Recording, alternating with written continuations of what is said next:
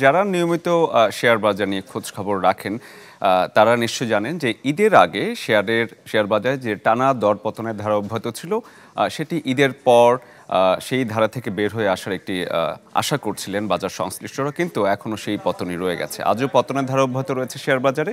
সূচক কমে গেছে দুই স্টক এক্সচেঞ্জ, ঢাকা এবং চট্টগ্রাম দুই জায়গায়।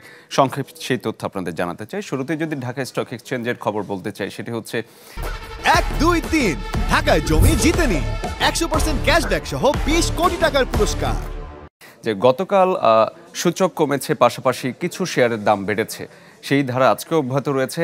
ইতিমধ্যে আমরা দেখতে পাচ্ছি আজকের লেনদেনে ঢাকা স্টক এক্সচেঞ্জের সার্বিক যে সূচক ডিএসই এক্স 11 পয়েন্ট কমে 5,763 পয়েন্টে অবস্থান করছে। তার মানে হচ্ছে যে দরপতনের ধারা অব্যাহত ছিল সেটি এখনও অব্যাহত রয়েছে।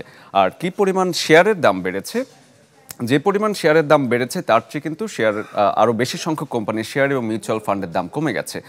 বেড়েছে মাত্র 106টি, কমে গেছে 222টি, যার প্রভাব আমরা দেখতে পাচ্ছি যে লেনদেনে পড়েছে মাত্র 482 কোটি টাকার লেনদেন হয়েছে। এই লেনদেনের মধ্যে 67টি কোম্পানির শেয়ার এবং মিউচুয়াল ফান্ডের দাম আগের অবস্থাতেই রয়ে গেছে। চট্টগ্রাম স্টক এক্সচেঞ্জ নিয়ে বলছিলাম দর্শক, সেখানেও গতকাল সূচক কমেছে, কিন্তু লেনদেনের পরিমাণ খানিকটা বেড়েছে। কিন্তু সূচক আজকেও এসে দেখতে পাচ্ছে 78 পয়েন্ট কমে গেছে এবং সর্বশেষ সার্বিক সূচক অবস্থান করছে 16,459 পয়েন্টে।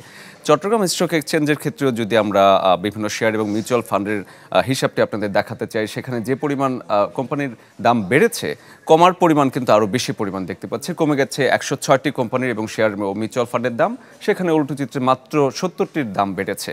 আর লেনদেনের পরিমাণ হচ্ছে মাত্র 12 কোটি টাকা একদিনের, আজকের দিনের কথা যদি আমরা বলি। আর সেখানে 27টি কোম্পানির শেয়ার এবং মিউচুয়াল ফান্ডের দাম আগের অবস্থানে রয়ে গেছে। দর্শক, ঢাকা এবং চট্টগ্রাম স্টক এক্সচেঞ্জের এই হচ্ছে চিত্র। ঈদের আগে যে দরপতনের ধারা অব্যাহত ছিল এখনও সেটি রয়ে গেছে এবং বাজার বিশ্লেষকরা মনে করছেন আর কদিনের মধ্যে স্বাভাবিক অবস্থায় বাজার ফিরে আসবে।